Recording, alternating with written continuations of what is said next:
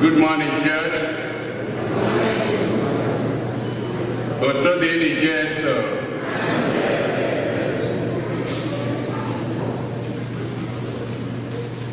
Tata boka nke iri abụọ n'ofu n'oge na-adanyeghị n'emume afọ nke mbụ n'arọ ụka. Igbo Catholic Community ji obi aṅụrị ekene ezinụlọ anyị niile na ndị ọbịa niile anyị na ha ga-achụ aja maasị tata. Na aja nke maasị tata, ndị ICMO na ndị ICW na-enye Chineke ekene, na-ayọkwa ngọzi ya na amara ya n'isi ụkọchukwu anyị Jude Umeobi, onye nke na-eme mmemme ọgụ arọ na ise o ji wee bụrụ ụkọchukwu. Ezinụlọ Ọgamaka na-enyekwa Chineke ekene, na-ayọkwa ngọzi Chineke amara ya na odudu ya n'isi ụkọchukwu anyị kwa na-elota mgbe o ji wee chie ụkọchukwu ọgụ arọ na ise. Ezinụlọ Jude mmụọ ji ekwu na-enye Chineke ekene, na-ayọ ngọzi ya na amara ya n'isi nwunye ya Linda mmụọ ji ekwu, onye nke na-elote mgbe eji were nwa ya n'ọnwa Ọgọst anụnwa. Adaobi Eze Agwụla, nwunye Mike Eze Agwụla, na-enye Chineke ekene n'ụzọ pụrụ iche ka Chineke si wee tinyekwa ofu arọ na ndụ nke ihe bụ Mike Eze Agwụla, wee na-ayọkwa ka Chineke na-agọzikwa ya, na-enye ya ahụike ka o biri na-aga.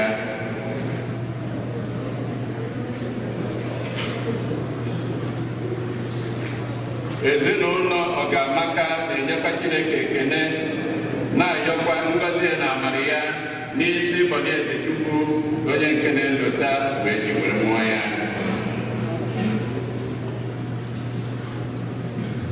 Jude mmụọ ji ekwu na-ayọ ka Chineke mee ka Nnamdị Kanụ nke eji na mkpọrọ wee hapụ ya ndị ji ya raa ya aka. Adaobi Eze Agwụla na-ayọkwa ngọzi Chineke amara ya na odudu ya n'isi nwa ha nwanyị Adaeze Eze Agwụla, onye nke na-elote mgbe eji wee mụọ ya, wee na-ayọkwa ka Chineke na-agbaziri ya na-edu ya.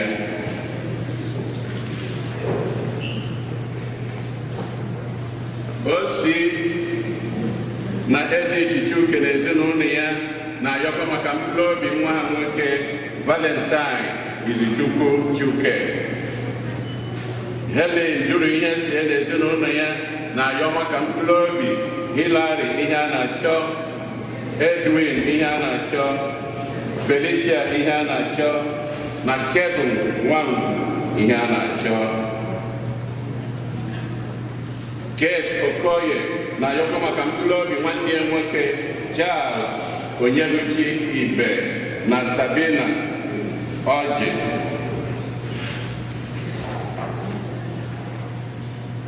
Ezinụlọ Okeke na-eji ike na-ayọ maka mkpụrụ obi Luke Sunday Ejike. Ezinụlọ Amụchie na-ayọ maka mkpụrụ obi Elizabeth Agọmmụọ Ni Amụchie. Emmanuel Obiora na ezinụlọ ya na-ayọ maka mkpụrụ obi Daniel Aka. Ka mkpụrụ obi ndị a niile anyị kpọpụtara nwụrụ anwụ, ka mkpụrụ obi ndị niile kwenu gara aga.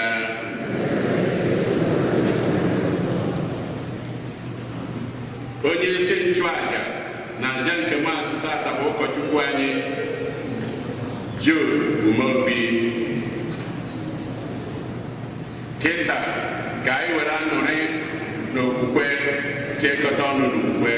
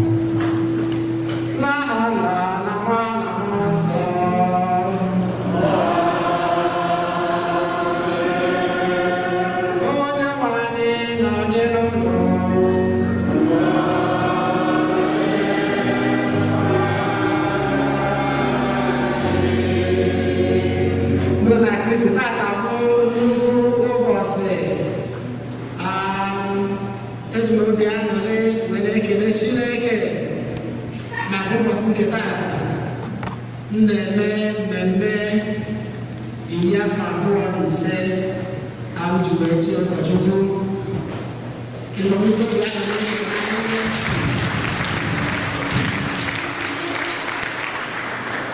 ama ekelekwa anyị n'ụzọ pụrụ iche etu anyị si wee mụta ụbọchị tata na anyị nọ nnukwu mmemme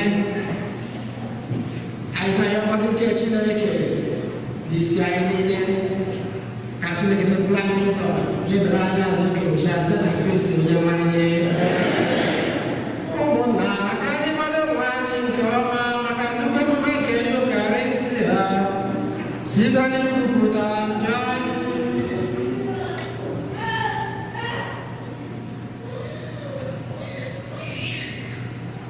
Onye bịara n'ụwa ịzọpụta ndị lụwa leluwa onye nwe anyị mee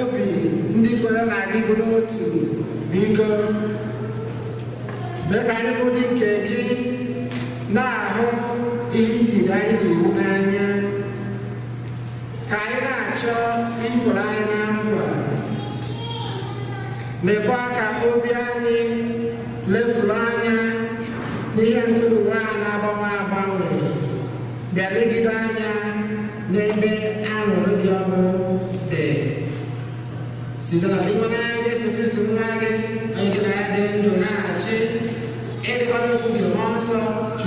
n'ụwa ụwa niile.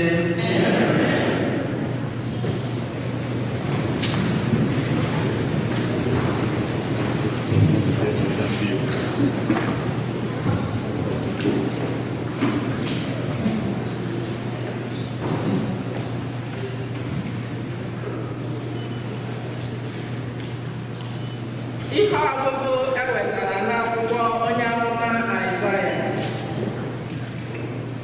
Onye nwe anyị kwuru nke a: ana m abịa ịkpọkọta mba niile dị n'asụsụ niile.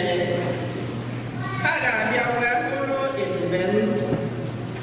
Aga m enye ha ihe ịrịba ama, bịakwa si na ndị a zọpụtara n'ime ha zipụ ndị ga-aga na mba niile, na Tashish, Put, Lud, Moshek, Rosh, Tubal na Javan, na mba niile ndị dị anya, ndị na-anụbeghị ihe banyere m na ndị na-ahụbeghị ebube m. Ha ga-ekwusa otuto m na mba niile.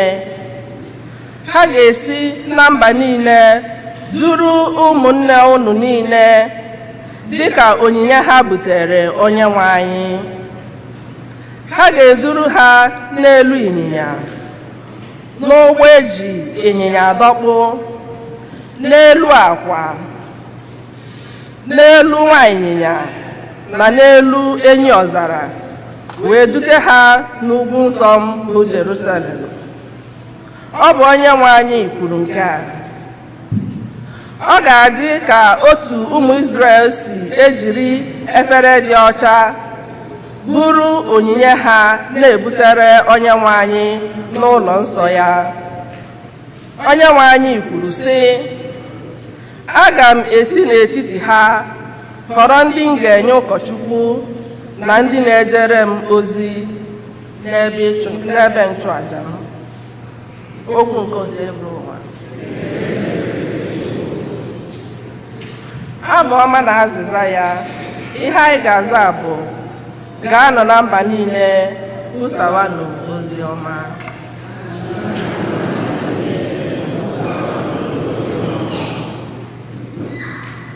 Gaanụ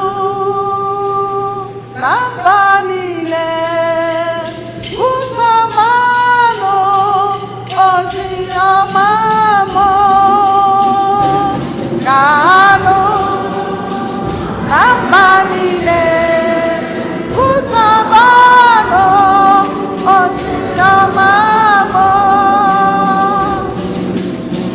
Mba niile tobenụ Onyenwe anyị. Mmadụ niile jikọta n'ọnụ nye ya otuto.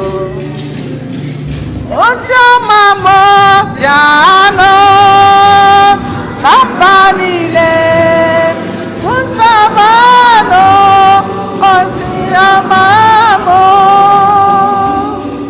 N'ihi na ịhụnanya ya siri ike n'ebe anyị nọ, ikwudosi ike nke Onyenwe anyị dị ebi ebi. Azịza. Ozi ọma ya bịanụ na mba niile kwusawanụ ozi ọma ya.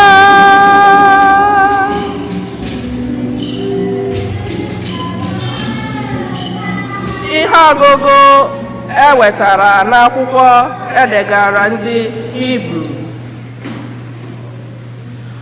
Unu echefuola okwu agbamume ahụ edere n'ebe Chineke gwara unu okwu dịka ụmụ ya, sị, nwa m, eledala anya n'ọzụzụ Onyenwe anyị na-azụ gị site n'inye gị ahụhụ. Obi adakwala gị mba mgbe ọ na-abara gị mba, n'ihi na onye Onyenwe anyị hụrụ n'anya ka ọ na-enye ọzụzụ. Onye ọbụla ọ kpọrọ nwa ya ka ọ na-apịa ụtalị. Ahụhụ so n'ihe eji enye ọzụzụ. Chineke na-emere unu ihe nna na-emere ụmụ ya. O nwere nwa nna ya hapụrụ ịzụ azụ.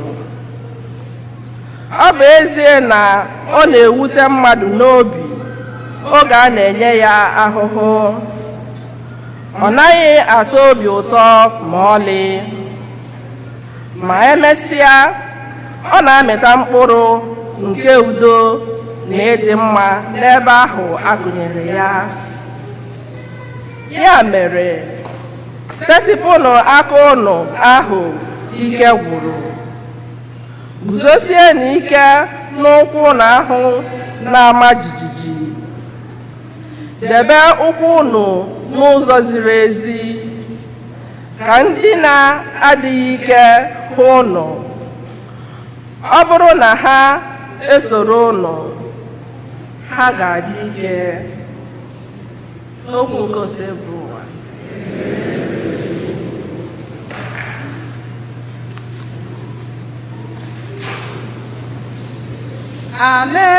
Hallelujah, hallelujah, hallelujah, hallelujah.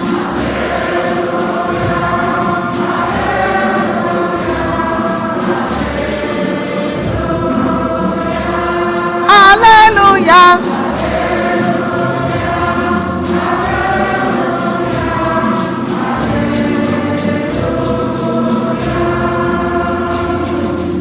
Onye nwe anyị kwuru sị, abụ m ụzọ na eziokwu na ndụ.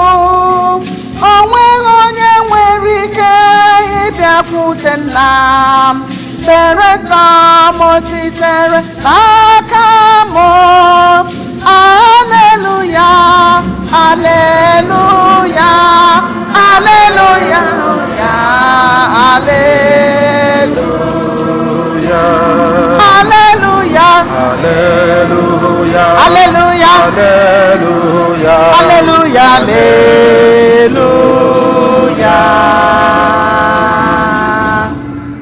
Onye nwe anyị nọnyela unu.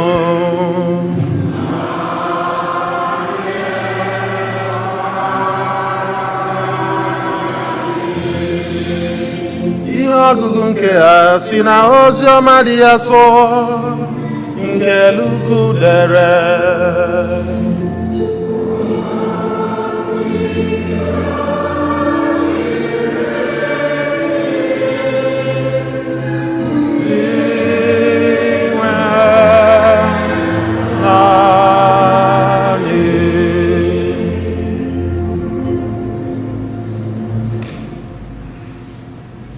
Jesu na-agagharị n'obodo ukwu n'obodo nta dị iche iche na-akụzi nkụzi.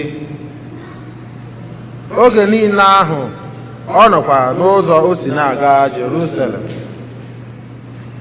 Otu onye jụrụ ya sị, "Nna anyị, ọ bụ sọ mmadụ ole ma ole ka a ga-azọpụta?" Jesu zara ya sị, "Gbaanụ mbọ isi n'ọnụ ụzọ dị warawara banye, n'ihi na ana m agbara unu ama na ọtụtụ mmadụ ga-achọ ka ha banye ma ha agaghị enwe ike. Oge na-abịa mgbe nna nwe ụlọ ga-ebili gbachie ọnụ ụzọ ụlọ ya. N'oge ahụ, eleghị anya, unu guzoro n'ezi na-akụ aka n'ọnụ ụzọ na-asị, 'Nna anyị, meghere anyị ụzọ.' Ma ọ ga-aza unu sị, 'Amaghị m ebe unu si bịa.' N'oge ahụ unu ga-amalite ịsị, 'Anyị na gị rikọrọ ṅụkọkwa, ọ bụkwa n'ọnụ ama anyị ka ị nọrọ kụzie nkụzi.' Mana ihe ọ ga-aza ha bụ, 'N'ezie, amaghị m ebe unu si bịa. Ngwa, si n'ebe m nọ pụọ, unu bụ ndị arụrụ ala.' Mgbe aha a ga-enwe oke ibe akwa na ịta ikikere eze mgbe unu hụrụ Abraham na Isaac na Jacob na ndị amụma niile ka ha nọ n'alaeze Chineke, unu onwe unu abụrụ ndị a chụpụrụ n'ezi. Unu mmadụ ga-esikwa n'ọwụwa anyanwụ na ọdịda anyanwụ, sikwa n'ugwu na ndịda bịa were ọnọdụ n'oriri nke alaeze Chineke. Ma ụfọdụ ndị ikpeazụ ugbu a ga-abụ ndị bụ ụzọ. Ụfọdụ ndị bụ ụzọ ga-abụ ndị ikpeazụ. Ozi ọma nke Celebratory.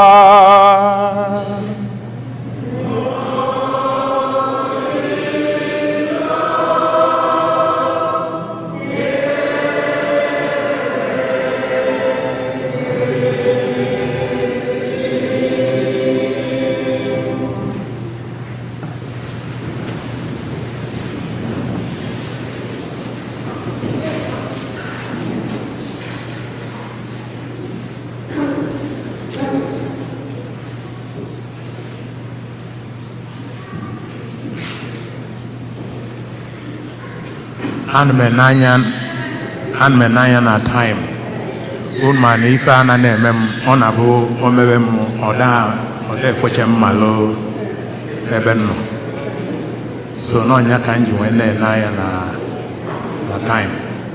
O nwere onye ya enyelu m aka? Kedu microphone ahụ iji ekwu? Kedu ya ịma na chekere ka nnene ọ dịka chere ka anyị nene nke ka mma okwere ya nke a ka mma ogolikoba ogoli nụọ dị n'abọ.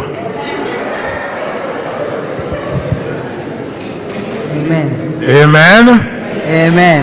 Onye nchiri eze ka m kwụbara n'ugwu Zion. Unu emebicha n'ihe nene nwayọ. Onye nchiri eze ka m kwụbara n'ugwu Zion. Ugwu nke m dị azụ, ugwu nke m dị azụ. Fada nchiri eze ka m kwụbara n'ugwu Zion. Ugwu nke m dị azụ, ugwu nke m dị azụ. Judu nchiri eze ka m kwụbara n'ugwu Zion. Ugwu nke m dị asọ, ugwu nke m dị asọ. To God be the glory for our beloved friend who composed that music. Ka anyị Fada Judu hụrụ ke n'ọtọ ka anyị malkera. Ngwa ndị Fada. Tu es acedo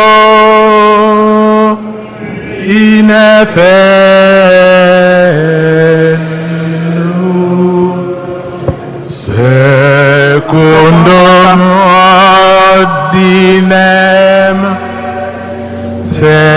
secundum ordinem Melchizedek,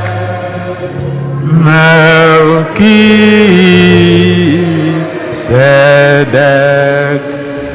Ngwa ka anyị nọrọkwa jana. Ịbụ ụkọchukwu ebere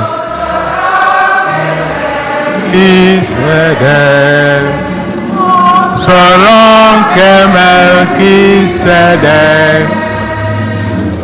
Ịbụ ụkọchukwu ebere sọrọ nke Melchizedek.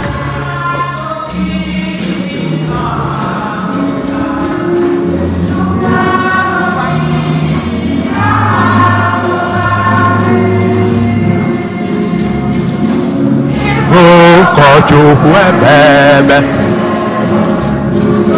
sọrọ nke Melchizedek, sọrọ nke Melchizedek. Ụkọchukwu ebere ọrụ nke Melkisedek. Good.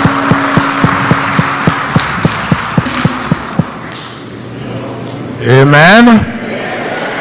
Ọ dị mma ka anyị gbalịtụ nwa obele ife Chineke na-agwa anyị tata.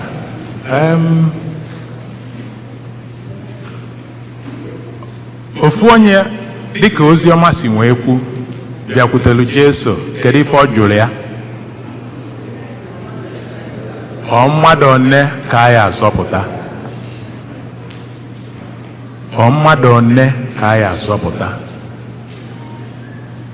Onye nke ọzọ jụọ Jesu, kedu iwu kachasị iwu niile? Onye nke ọzọ jekwurukwe Jesu, ọ dị mma ka a na-atụrụ Siza ụtụ isi and all that. Kedu ife gbatalụ na ndị mmadụ fụ Jesu fa na-ajụkasị ya ajụjụ dị aṅaa?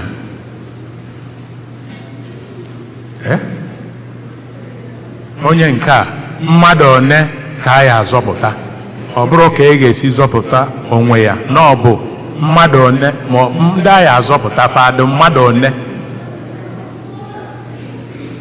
Kedu ife ọ na-akụziri anyị? Ọtụtụ oge na anyị na-eje rapụ ka ife aghara abala anyị uru ma ọ bụ ife a gbasara anyị na-eme gịnị? Na-echu anyị ụla. Ọtụtụ oge anyị arapụ ife kwesịrị ibute ụzọ na ndụ anyị na-eme gịnị? Na-achụ ife ọzọ. Nne ohere o nwetara ịfụ Jesu, ọkwa ka Jesu na-aga ife dị mkpa wee bụrụ ife ọ ya jụ ya, nna anyị kwu ka njikere gị o. Otu ahịrụ na anya dị ụwa tata, mmadụ one ka a ya azọpụta? Anyị nwere ike na-asị na ajụjụ a kedu ebe o si, mana ọ na-egosi na otu a ka ndụ ụfọdụ ndị mmadụ dị. Onye ụnụ ya na-agba ọkụ, ọ na-eme gịnị? Ọ na-achụ oke.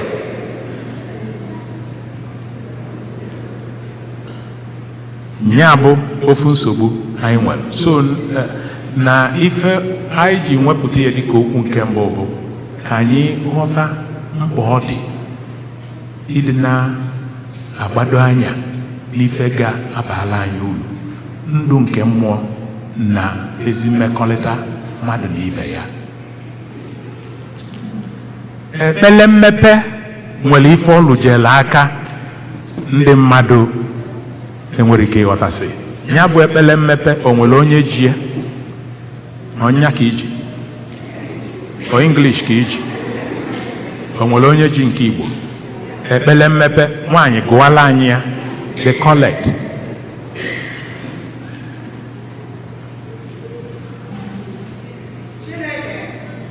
Jidenụ ife eji ekwu okwu ọfụma. Okay. Chineke, gị na-eme ka obi ndị kwe na gị bụrụ otu. Biko mee ka anyị bụ ndị nke gị na-ahụ ihe itiri anyị iwu n'anya, ka anyị na-achọ ihe ị nwere, ka anyị na-achọ ihe ị kwere anyị na nkwa. Mekwa ka obi anyị lefuru anya n'ihe ụwa na-agbanwe agbanwe. Amen. Unu nụrụ ife okwu, rapụcha na otu o si gụ ya. Mee ka obi anyị nefuru anya n'ife nke ụwa na-eme gịnị? Na-agafe agafe. Wee nedo anya n'ife nke na-eme gịnị? Nke na-abịa abịa. Ọnya kpatara ekpere a ji wee dị ebe a. Ajụjụ a nwoke a jụrụ, o nefula anya na ka o yesi zọpụta onwe ya. Ọ na-ajụ maka mmadụ one. Jesu si ya na mmadụ ịsaa ka otu o si gbasịa, ka ife ọ ya fe eme. Ọ sịkwa na ya na onye ọbụla kedu otu o si gbasịa. Ifugo na ọtụtụ oge na anyị na-arapụ ife dịla anyị mebe gịnị na-achọ ife ọzọ. Ife anyị ji jiri okwu a wee bido bụ na ọ bụrụ na anyị rapụ ife kwesịrị ka ebubu ụzọ na ndụ anyị, ife ọ pụtazịrị bụ na ife ndị eno dị mkpa anyị eme gịnị emeghelụfe anya. Ekpere anyị bụ ka Chineke nyere anyị aka ka anyị gbado anya n'ife ga-enweta ezi mmekọrịta n'etiti anyị na Chineke na etiti mmadụ ibe anyị site na Kristi dị nwe na anyị. Ka bụrụ paragraf 1.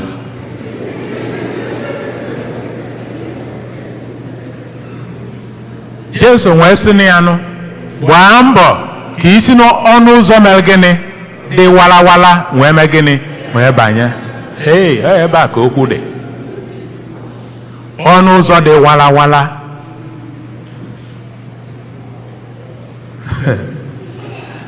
Achọrọ m ka ntụgharịa uche anyị n'ebe otu Chineke si wee zọpụta ndị nke ya na-agba ochie, ka anyị nwee ike ịghọta ụzọ dị walawala a Jesu na-ekwu.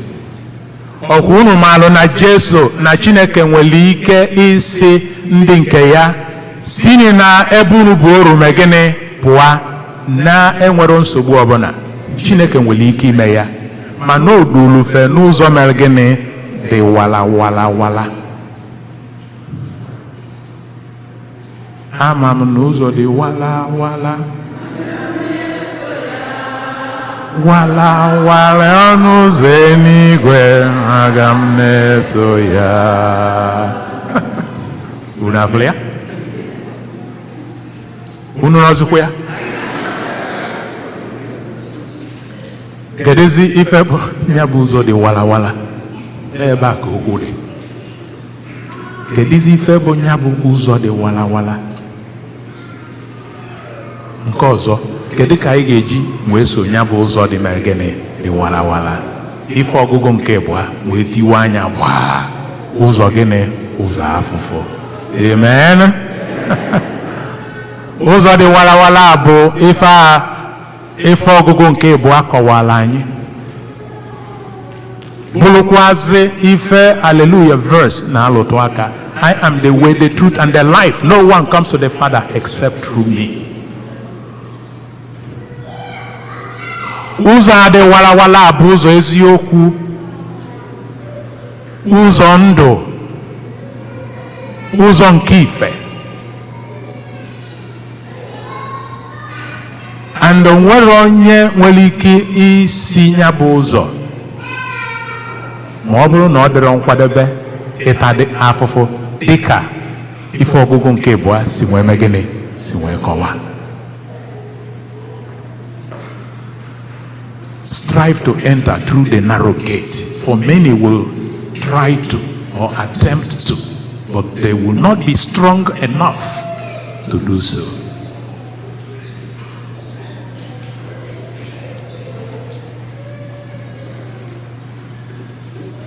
Ọ bụ ụzọ dị walawala ka anyị ga-abụ anyị sobe anyị nwee ike ilu ebe anyị na-eme gịnị ebe anyị na-eje. O nwere onye nya na afụfụ gbalụ ndụ nwere aka enu? Ọ bụ na afụfụ na gịnị agbalụ ndụ nwere aka enu? Oke, o nwere onye afụfụ na-atọ ụtọ nya nwere aka enu? O nwere. Ya bụ ụzọ dị walawala unu anyị esozikwa. Efughị ya n'okwu dị ebe a.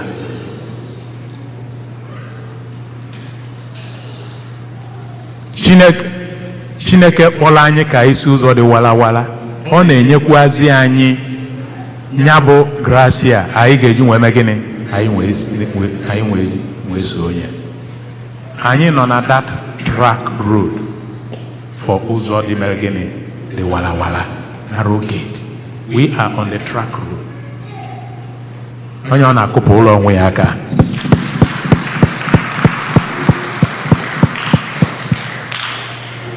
Chineke mere na anyị na-agbani, kama na ife ọ na-agwa anyị bụ na ọ ka fọchalụ. Mgbani anyị na-agbani ọ ka mere gịnị ọ ka fọchalụ. onye ka o ji agwa anyị okwu nke tata gbaa mbọ jisi ike n'ịga n'ụzọ a dị walawala. Yes, it is very painful.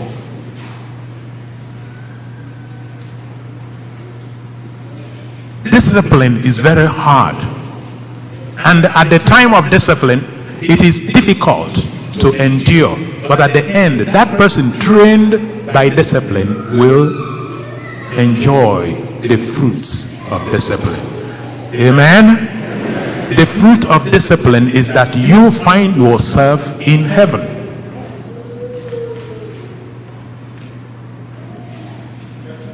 And we believe that we are making that effort, granted that sometimes we lag behind.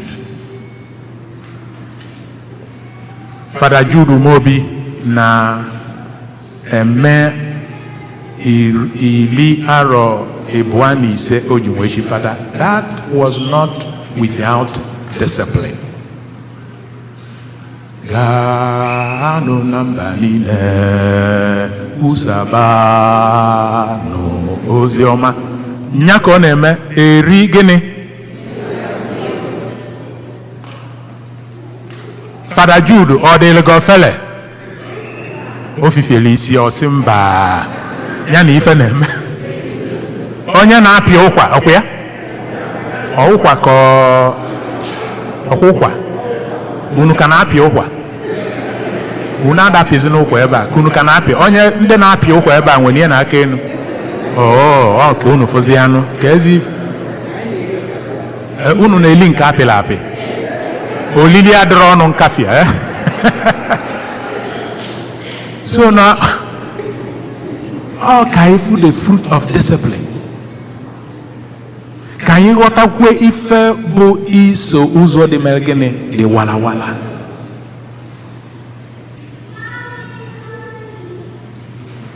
Amen. Anwa ebe nchọ ka anyị na-ekwu anya ụmụnne m na ụmụnna nna Kristi. Mma jụ na ajụjụ ọ dị unu ka anyị bụ ndị bụ ụzọ ka anyị bụ ndị ikpeazụ? Anyị abụghị ndị bụ ụzọ ka anyị abụ ndị ikpeazụ?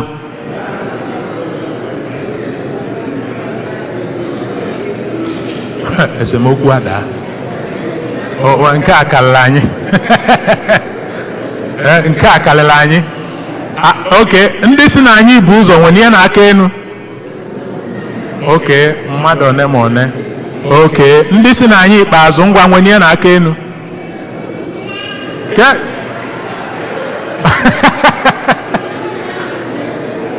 Unu eburu ụzọ, unu ekpere azụ, unu abụrụ anụ enu, unu abụrụ anụ ana.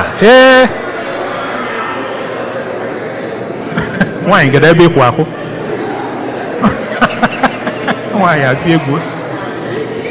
Ọ dị mma. Amen. Onye nechela anya otu anyị si aka ụka, onye nechela anya otu anyị si agba mbọ fụ na ụmụ anyị na fa na-anata sakramenti na-ekpe rosary, onye nechela anya otu anyị si legodu ka ụlọ ụka anyị si magbuo onwe ya, onye nechela anya ife niile a ife na-anagide n'ezinụlọ gị ma ka ụka nwee dị mma maka obodo nwee dị mma, onye nechela anya ife niile a ma nkwupụta ị na-eje ma rosary ị na-ekpe ma scapula St. Eugene, St. Ambrose. Enwere scapula St. Ambrose? Scapula St. Ambrose, okay.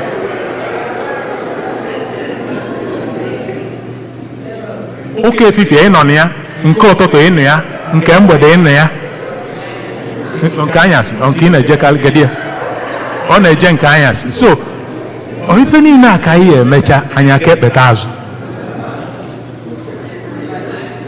So na anyị bụ ụzọ nechela anyị ife niile anyị na-eme, anyị eburu n'ụzọ, anyị bụ ụzọ.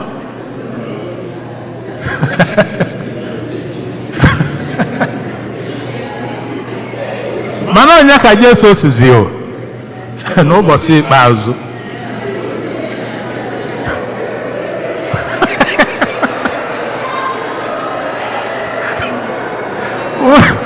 unu jizi aka unu kwutapụ nke ahụ.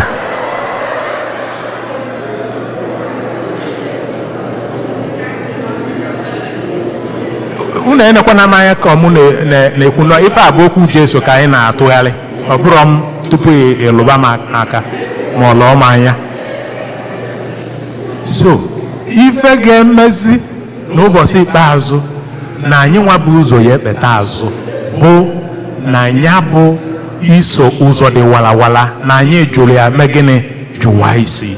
Amen.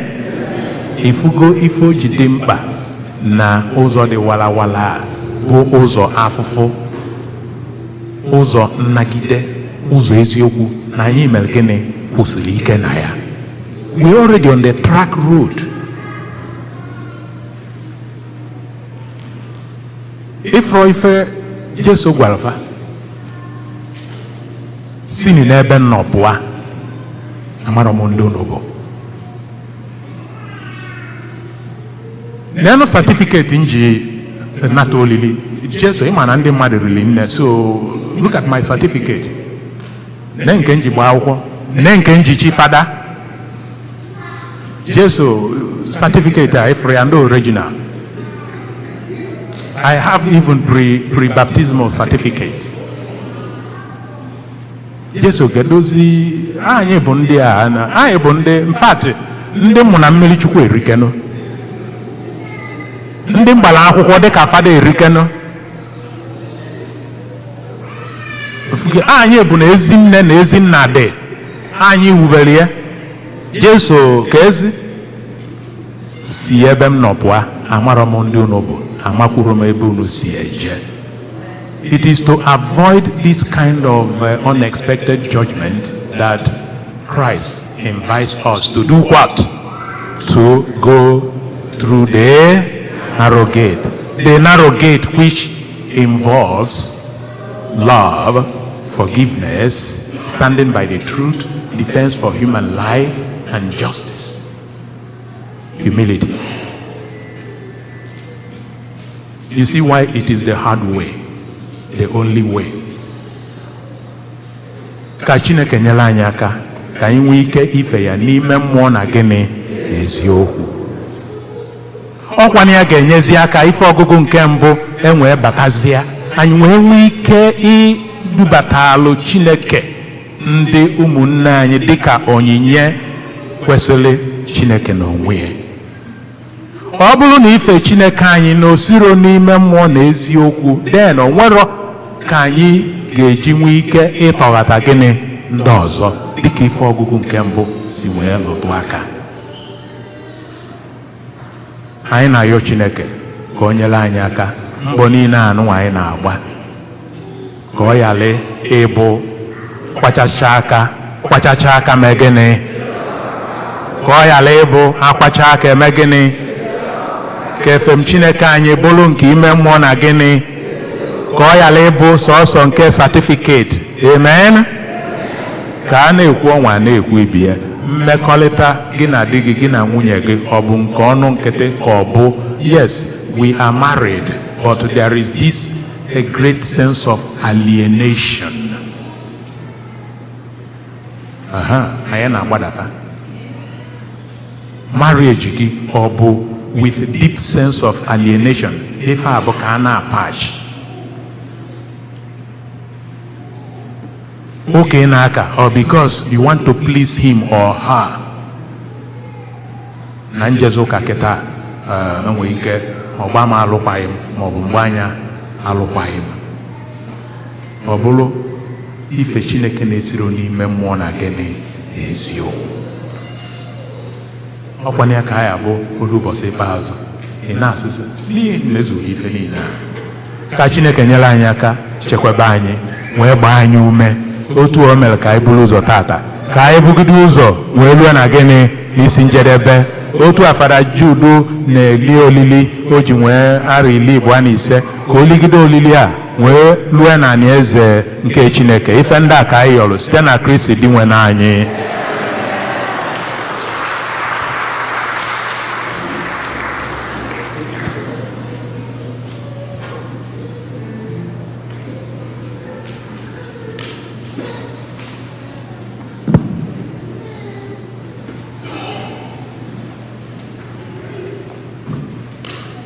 ekwe m n'otu Chineke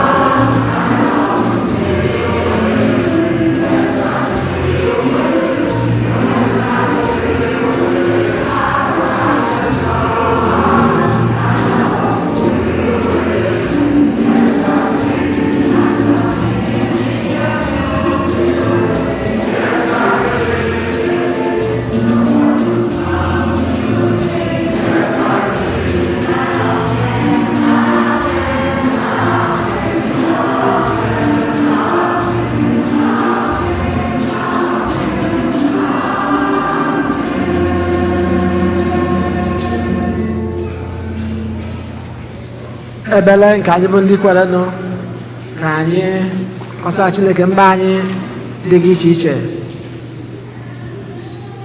Ndị nwe anyị nụla arịrịọ anyị. Ndị nwe anyị nụla arịrịọ anyị. Maka nzukọ nsọ Kristi na ndị ndu nke nzukọ, ka nkụzi nke Kristi na sakramenti dị asọ na-azụ anyị nri nke mmụọ, na-agba anyị ume oge niile, na-akpọdebe anyị nso na Kristi.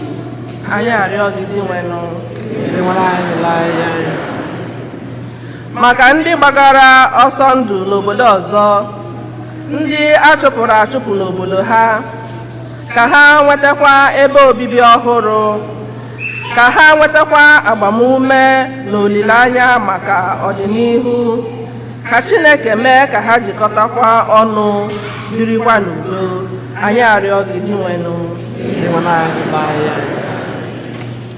Maka ndị ọrụ ugbo na ndị na-akpa ụmụ anụmanụ, ka ha nweta ezi mmiri ozuzo na anwụ nke ga-eme ka owuwe ihe ubi bara ha ụba, ka ihe oriri jupụta n'akụkụ ụwa niile.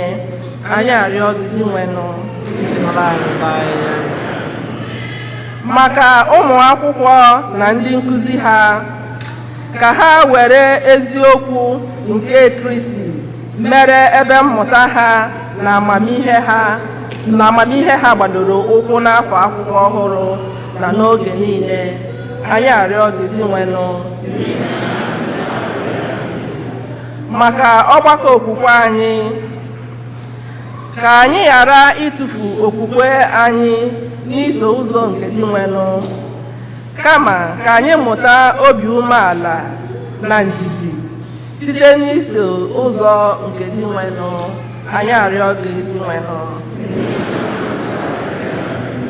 Maka ụmụnne anyị ndị nwụrụ anwụ, ndị anyị na-echeta na Maasị dị asọ tata, ndị nwụrụ n'ọdachi dị iche iche n'isi nso a, ka ekpere anyị wetara ha aṅụrị ebe ebe n'eluigwe. Anyị arịọ gị dị nwenụ. Ebe n'ime obi ka anyị kọsara Chineke anyị mma anyị ndị ọzọ gaa dị iche iche.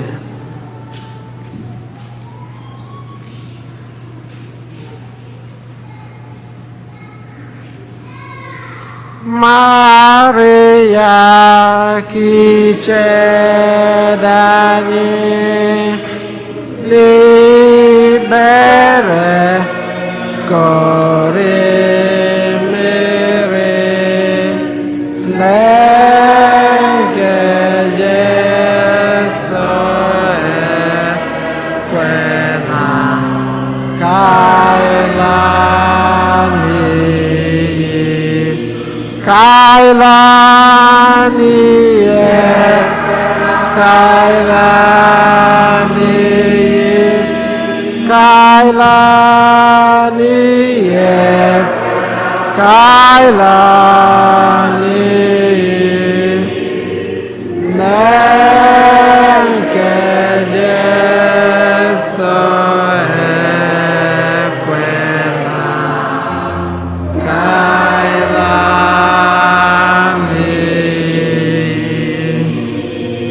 Amen. Kaya na maka onyinye. Mlanya n'irumo, melanya n'azụmo, ilanya n'aka nri gị, nwanne m lee anya n'aka ekpe gị. Ị bụrụ onye eziokwu, ị ga-ahụ ihe ga-eme ka ị dawa. Asị m na ị ga-ahụ ọrụ ike gị ga-abụwa, ndonyere gị ga-abụwa, ịmanakọ n'ọba gị ga-abụwa.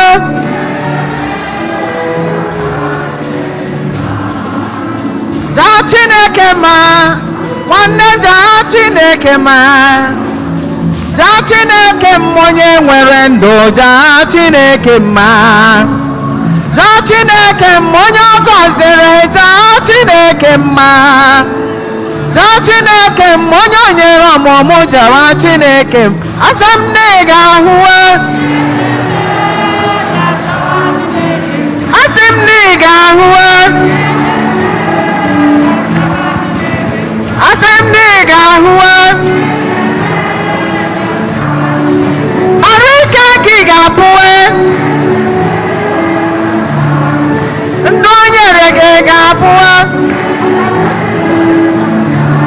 ịmanakọ n'ọgba ka ị ga-apụwe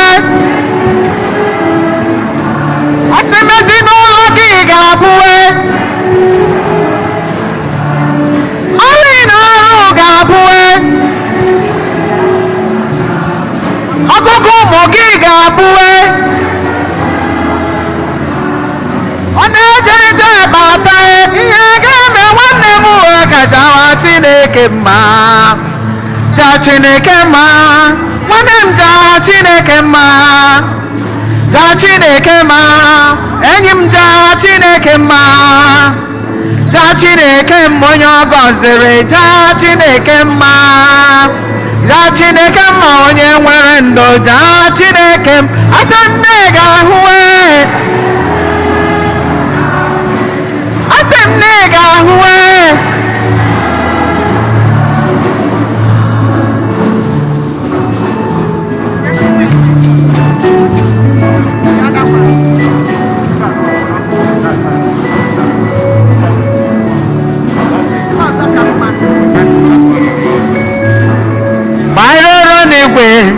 anyị ga-ahụ onye nzọpụta anyị ga-ekele ya n'ihe ọma o mere anyị o zere anyị ụzọ ndụ wee gbapụta anyị n'oru mma mma Jizọs onye ebere m ga-asị ya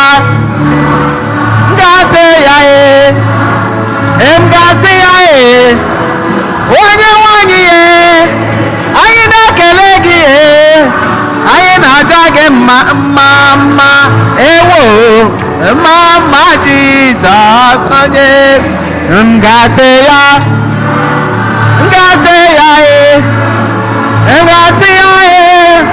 onye na-enye udo onye na-eme mma onye na-enye ndụ mma mma ewo mma Jizọs onye ebere gbara n'eluigwe anyị ga-ahụ onye nzọpụta anyị ga-ahụ Mọda Mary nne mụrụ Jesu anyị ga-ahụ ndị nsọ niile ebe ha na-enwe aṅụrị anyị ga-esoro ha wee tie aleluya eme anyị ga-ekene Chukwu n'ihe ọma o mere anyị ga-aja ya mma na ndụ niile o nyere anyị anyị ga-ebuli ya elu n'ọjịjọ mma ya na ndụ anyị mma mma Jizọs onye ebere m ga-asị ya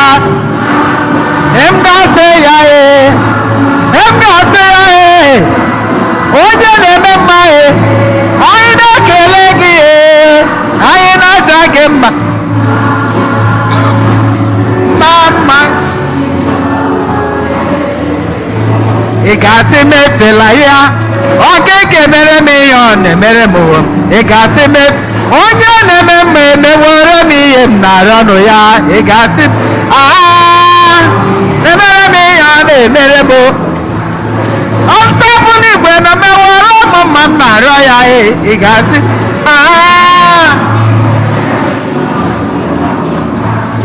onye na-enye ndụ enyewekwa m ndụ m na-arịọ ọnụ ya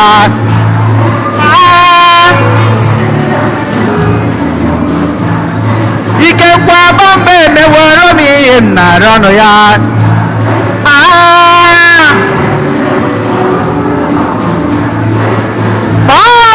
Chineke dị mma kpọrọ m Jizọs nwoke obiọma Chineke dị mma onye obiọma kpọrọ m ya Chineke dị mma onye na-enye m ndụ nwoke obiọma ya kpọrọ m ya Chineke dị mma Chifara Judo nwoke obiọma Chineke dị mma a na-akpọ ya Jizọs, a na-akpọ ya Omema, a na-akpọ ya onye nzọpụta eze ụwa niile, a na-akpọ ya, a na-akpọ ya, a na-akpọ ya ebe mmehie eze ụwa niile, a na-akpọ ya, a na-akpọ ya, a na-akpọ ya onye na-eme mmehie eze ụwa niile. Kenere ntị m nwanne m, kenere ntị m na chi memela. Kenere ntị m onye kere ụwa, soro m kene ya na chi anya maka. Nwanne m kenere ntị m na chi memela. Haleluya, haleluya, haleluya, amen, amen, amen. Labanụ ụmụnna m ka aja anyị na-achụburu ihe ga-amasị Chukwu nna ji ike niile ịnara nọ.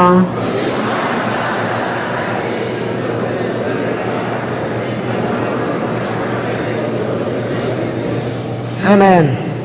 Diwenụ ijiri so otu aja gbatala onwe gị ndị mere ka ha bụrụ ụmụ gị, biko nye anyị onyinye nke ịdịkọ n'otu n'udo n'ime ụka gị site na Kristi onye nwe anyị. Onye nwe anyị nọnyere ụnụ, welite n'obi enu ka anyị nye ndị nwanne Chukwu anyị ekele.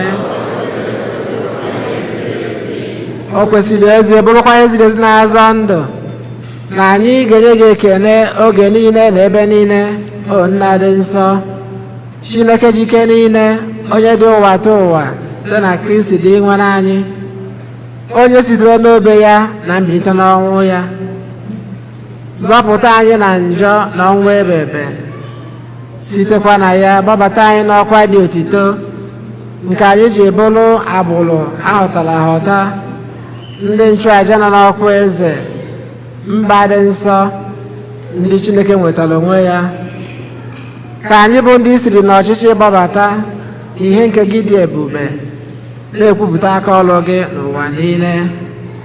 N'ihi nke a anyị na-eso igwe ndị mama niile nke eluigwe na-eto ebube gị oge niile n'ukwe na-asị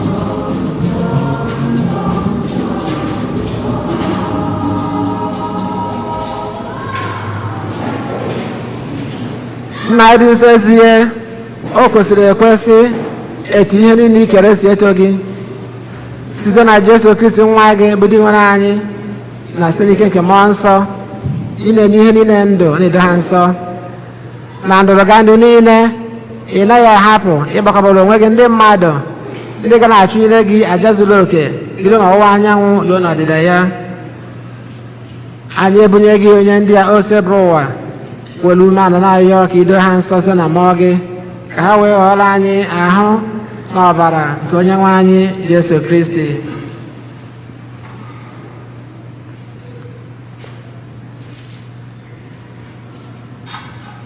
Onye nyere anyị iwu ka anyị na-eme emume inye ekele nke a n'anyasị mbọsị eduru anyị n'ọnwụ o were achịcha nye gị ekele na otito nyawa ya nye ya ụmụazụ ya sị naranụ m nke a rienụ ya unu niile nke a bụ ahụ m ka a ga-eduru nye maka unu.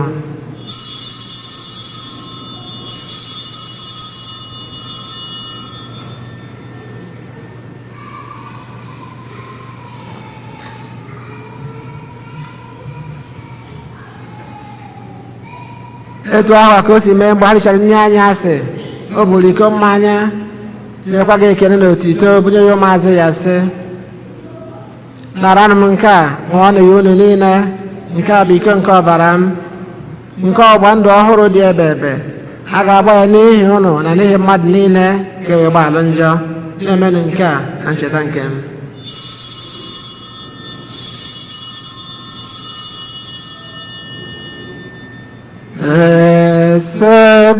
Sebelum cukup Yesus, oh,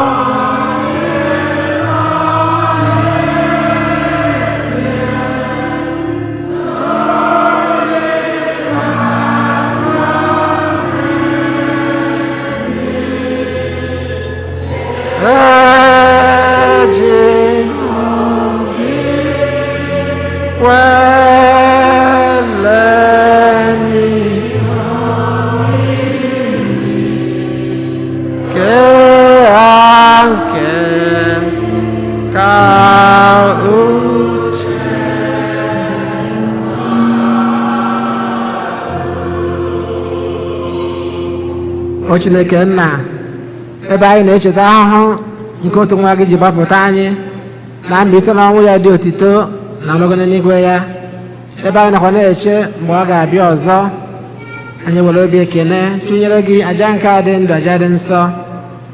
Anyị arịọ gị ka ilekwasị anya na onyinye nke nzukọ gị were ihu n'ime ya onye na-eji chụọ aja nke mezagoro obi maka njọ, mee ka anyị bụ ndị na-esi na ha n'ọbara nwa gị enweta ndụ jupụta na mmụọ nsọ were si na ya bụrụ otu arụ na otu mmụọ na Kristi. Ka Kristi n'onwe ya were anyị nye gị dịka onyinye zuru oke mgbe niile, ka anyị wee soro mejimara dị ngọzi nne nke Chukwu na Jisọs dị nsọ bụ di ya, ndị apọstụl ndị egburegbu n'ihi okwukwe na iji ndị nsọ na ndị nke gị niile dị nsọ wee keta oke na alaeze n'igwe. Ọ bụ na arịrịọ ha na-arịọ gị mgbe niile ka anyị tụkwasịrị nchekwube. Anyị ji mma na-arịọ gị ose bụrụ ụwa ka aja nke mere ka anyị na-agị dịkwa na mma ọzọ wetara ụwa niile udo na nzọpụta.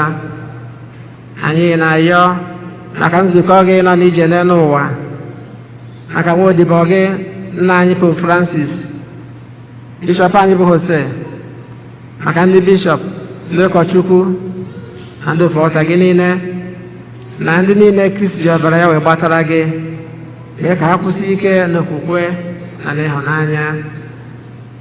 N'ala ose bụrụ ụwa, arịrịọ ndị ezinụlọ gị ndị gbakọtara n'iru gị n'ebe a,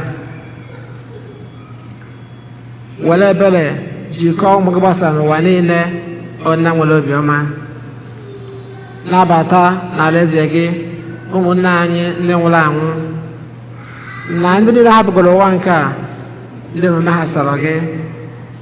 Anyị chekwubere ilu ebe ahụ soro ha biri na aṅụrị n'otito gị ebe ebe site na Kristi dị nwe anyị onye isi na ya onye ụwa ihe ọma niile.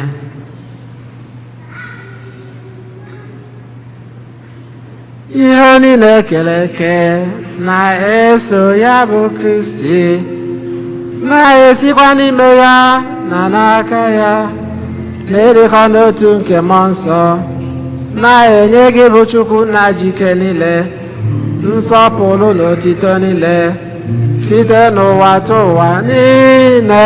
Amen. Amen. Amen. Amen. Blessings and glory, wisdom, thanksgiving, and honor, power of man.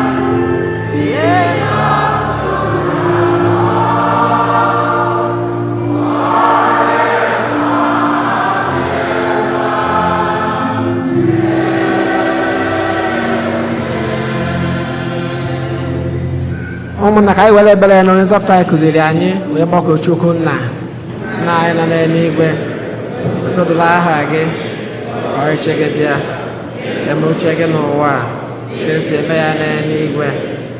Anyị tata nri nke ụbọchị anyị, gbaghara anyị mmehie anyị ga anyị si gbara ndị mere anyị mana nranye, zọpụta anyị anyị na-ayọ gị ose ebe ụwa na-ajụ ihe niile, were ebere nye udo n'oge nke anyị site n'inye aka ebere gị, ka zọpụta anyị na njọ oge niile, anyị wee gbanaha nsogbu niile, were nchekwube dị nsọ na-atụ anya maka mbịaghachi nke nzọpụta anyị Jesu Kristi.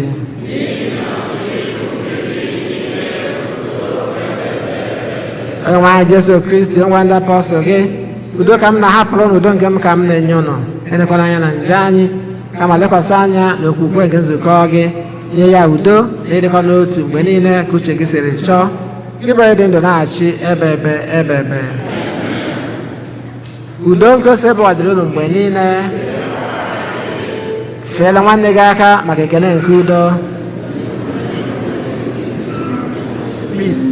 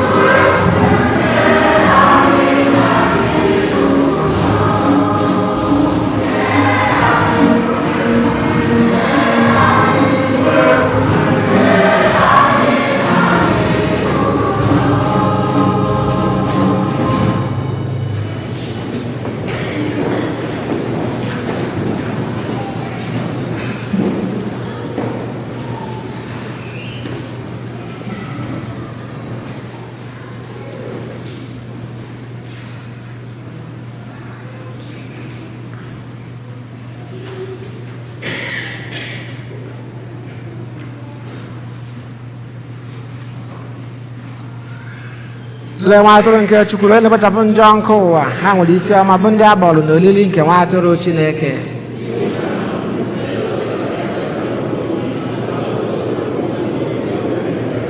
ka na baraki chekwara anyị ruo na ndụ ebebe.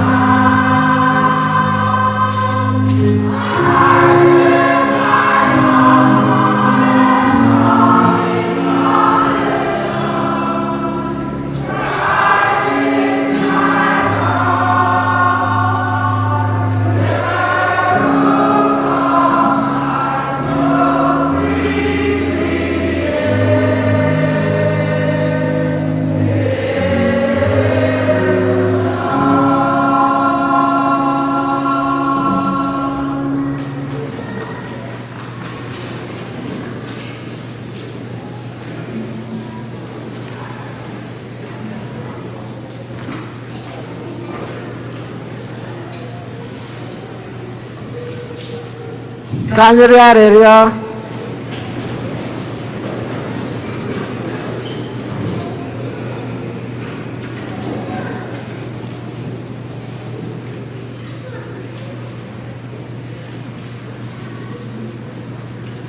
Chineke biko mee ka ọrụ nzọpụta ebere gị zuo oke n'ime anyị ka obi sie anyị ike ka anyị nwee obiọma n'ịhụnanya gị wee na-eme uche gị n'ihe niile site na Kristi onye nwe anyị. Ka anyị nọdụ anị maka ịma ọkwa.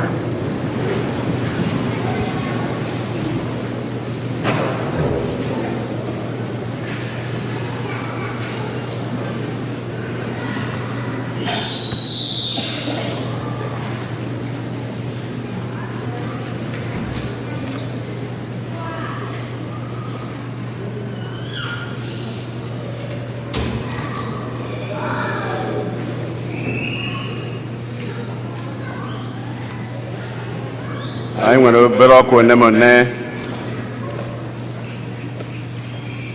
anyị na-elotere ndị niile na-akwado nwere ụmụaka ya nata oriri izizi First Communion. The registration is still going on. Classes will start September. Ndị niile nwere ụmụaka First Communion ya na-akwado ya akwado ya nata oriri ka unu welu fọm unu kpọọ parish unu welu fọm unu kompliticha ya gbaa mbọ na unu wechigara ya azụ n'ọnwa Septemba anụ wee ya abanye ka ha ya ebido catechism klaasị ha iji wee kwado ịnata oriri.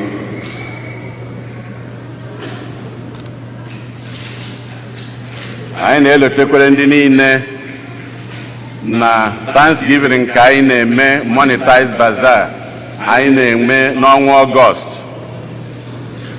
maka nnukwu mmemme anyị nwere tata. Anyị ama eme ya tata, ọ ga-ebidokwa ụbọchị ụka ọzọ. All the zones, Hiri zone, Tansi zone, Shanahan zone, ICMO, ICW, Charismatic Group, Legion of Mary, and Ukwu Ọjị, Ukwu Udala, ndị Gramma ka anyị lote ụbọchị ụka ọzọ. Anyị na-eche onye ọbụla ndị ọbụla emebeghị nke ha ka ha kwado ọfụma ya kene Chineke maka nnukwu ihe ọma Chineke mere ha n'arọ nke anụ anyị nọ n'ime ya.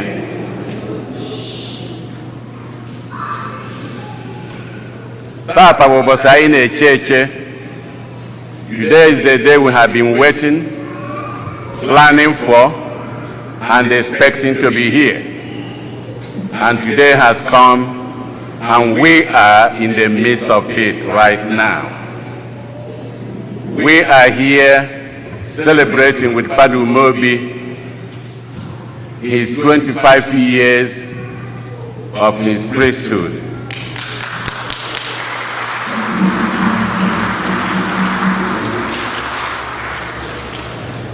Father Umobi, a father in Nigeria. He was ordained in Nigeria, but he has spent more than 50% of his priestly ministry in this church with us.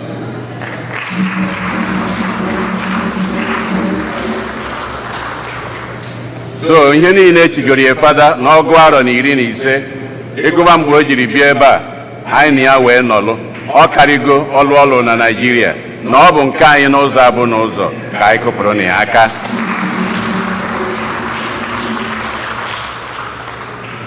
Ya bụ ọ bụrụ ndị nke na-eme ikolobịa, the youth will say, Father, we are here today to roast you. Am I right? So, Father, whichever way they want to roast you, we are here for that. And accept us. And unu nekwu anya na masa anyị ka lụtata anyị ka na-akwado ịgbasa. Anyị kwere I believe in God, ọkwa eziokwu. So ọ rapụrụ anyị nọ ka anyị mee etu o si wee dị anyị. So anyị pụkwa n'iro tata, anyị ga-emekwa etu o si wee dị anyị n'obi. N'enu yazi kịta Ainanya n'etiti anyị, we have some guests here with us. We have former officers of the Archdiocese of Los Angeles, the Ethnic Ministry. We have Maria Aguilar.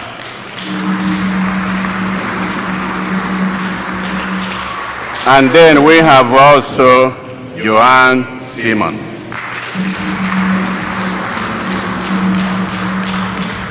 And now I'm inviting Joanne to say a few words.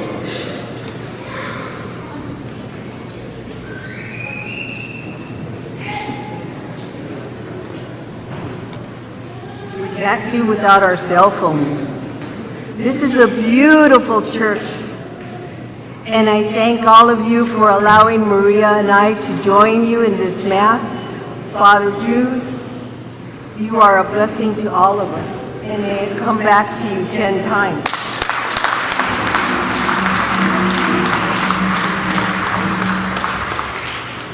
But I have to say, the beauty of this church is you. All of you here speak to who Father is. Sister Ungaza, who I met today, oh, what a gift you are. And so I need to take your picture.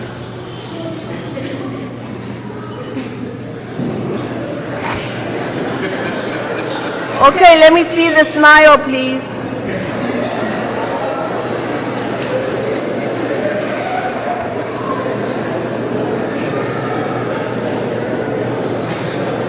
And now I have you in my heart as a member of the American Indian community. When we say it is good and it is right, we say aho. So all of us together, everyone say aho. Thank you.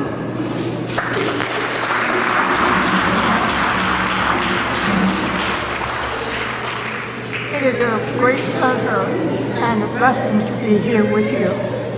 For many years, I have asked to be invited to one of your events. And now that I am no longer active in ministry, I found this to be such a blessing to be able to celebrate with Father Jude. And it's wonderful, this first feeling of this heart to feel the Lord and the way that you worship Him. We worship Him in our Catholic Church the same way, but each heart has its own. I am very privileged to have celebrated with you, the Lord. And Father Jude, muchas felicidades, que Dios los siga bendiciendo from the Mexican community of Los Angeles. Thank you.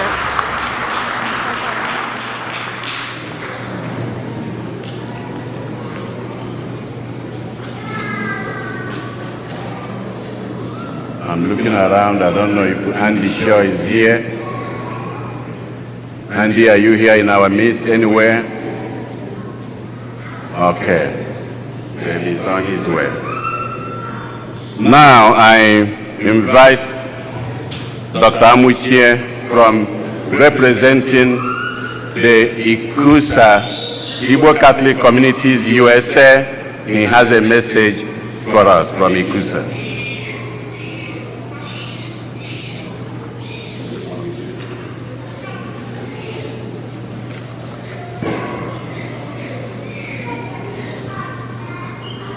Okay, here, delegated, Abumo Josie.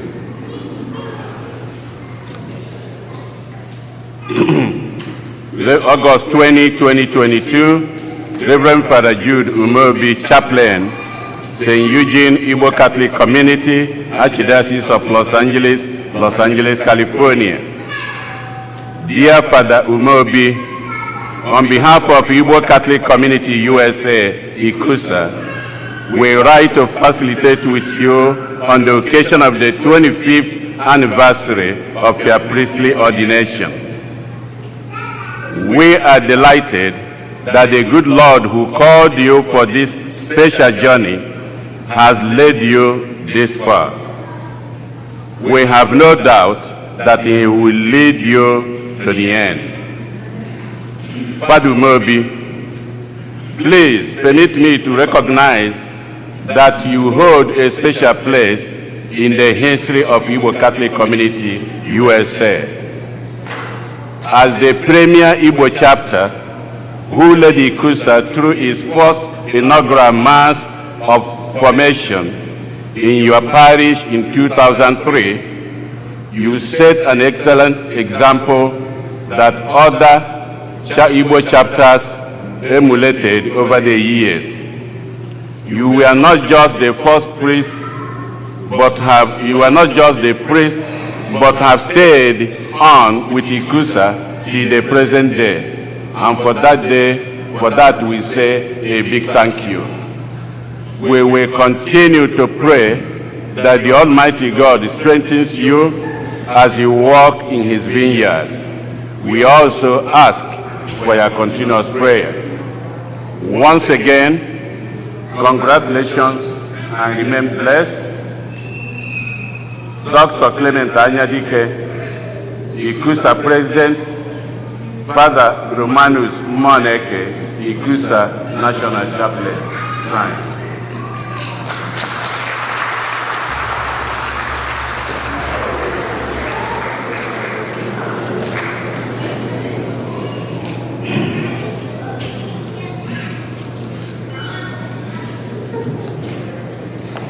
Next now, I call on the ICMO, Maze Paul Ifedeba, and the ICW, Uliako, Scholar Ogamaka, Kahabagota.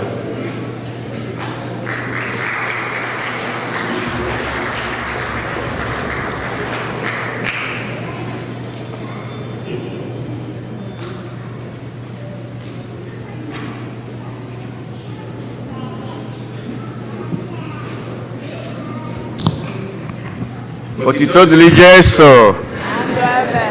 Otito dili Jesu. Otito dili Jesu. Because I'm very excited for our priest. Can we give him a round of applause?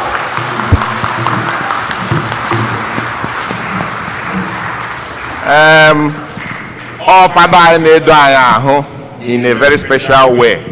And Tawo Bosia. As na akara ko na eri ngworo keys when I ekele the entire community for your efforts, sacrifices and donations towards the planning of this day. I natarozunu and behind the moon are sure na onye is not RSVP, rice and soup, very plenty. So now when he nile boku managa hazi of ma no try say me here usually I am a channel facing car I got a chief we have father I gwara ai maka ndi buzo imecha barazo maka uzo nke degene wara no uzo nke ndo ka ya chief nka ai lawa ka itie na akpa onyoro na ezu n'ụlọ ya ka onye cheki ya. Then going on the outside, usually when I sound of Bogambo, but I will better change I make it. Ganos on the east side. Makama no chain I won't go for the corner Zuruha. So I went to a bigger space on the other side.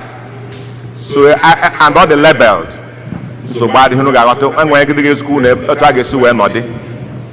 Then the father, and the religious, and the guest side, whenever I got because I am a corner about every one who give Burana get the game. When I am so maybe Sasia, Sage Nakanam, I him in a gargofuma. You also got qualities where Quado. So, come on, when I hear the scholar got yeah, okay. Are we good? Yes. enwe oche ebutere n'ụlọ ụka back to the hall. God is good. God is good. And all the time. Udo dịrị unu.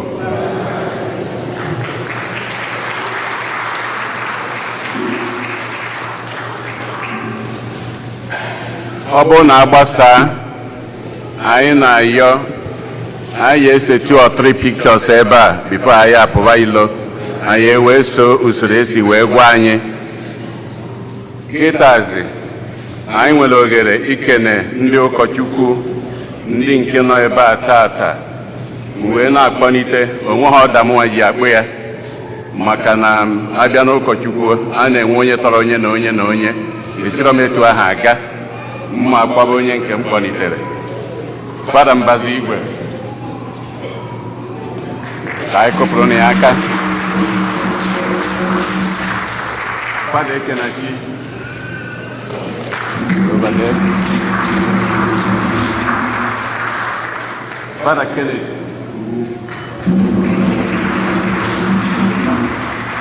Fada Ambrose Udoji unu nọkwu ya Fada Uche onye ekwelu Fada Mike Ume and Fada Agbasonu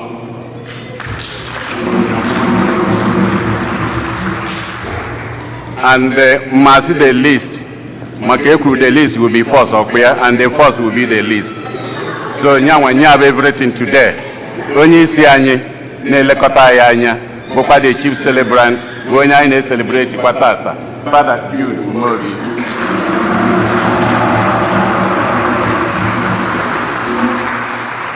Ndị para kunu potuzeri ugbo unu extranjeros. Oh yeah, you're right. Okay, down.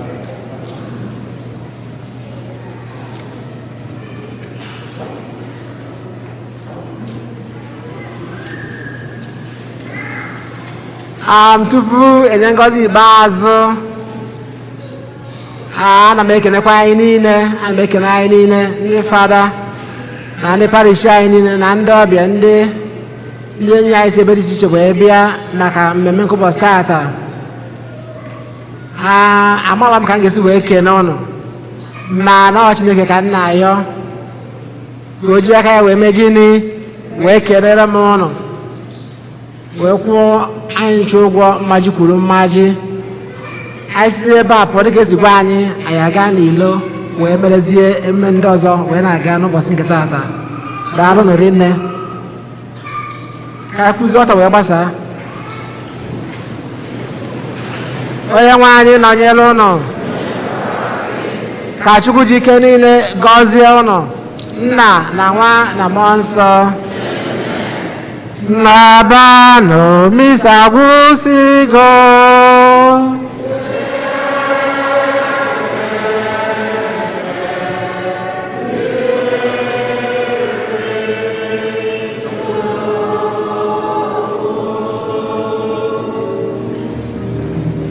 Kịta zi fotografa biko ndị ya ese foto na bụ ndị fada ozugbo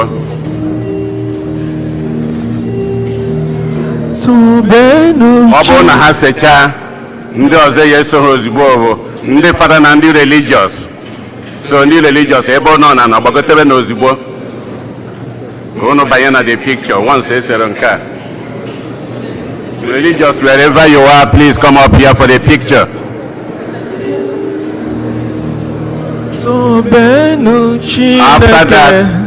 After that will be followed the parish council. No, not yet. Not yet. No, not yet. Isego?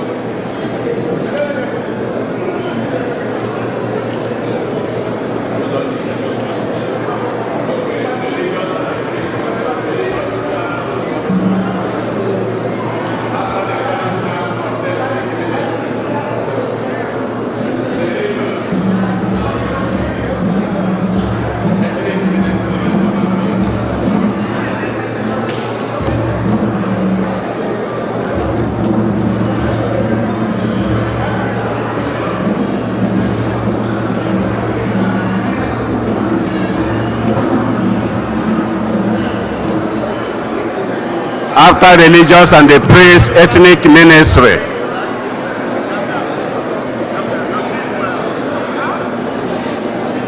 Uzondu done. Okay, then now, after the ethnic, now is ethnic ministry join. Ethnic join.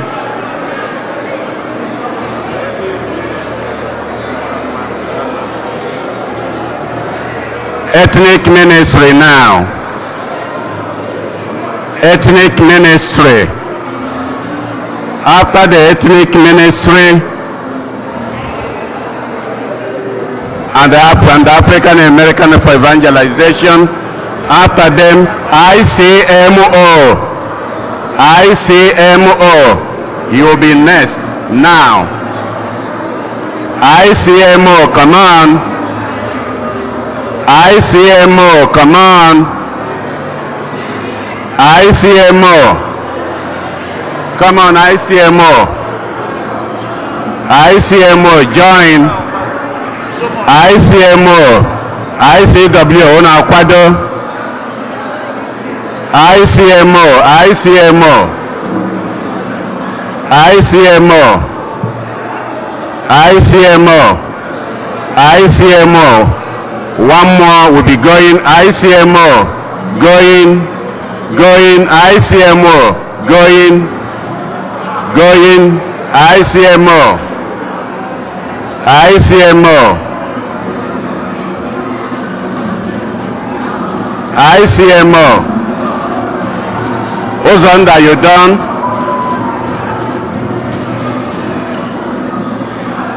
ICWO. ICWO.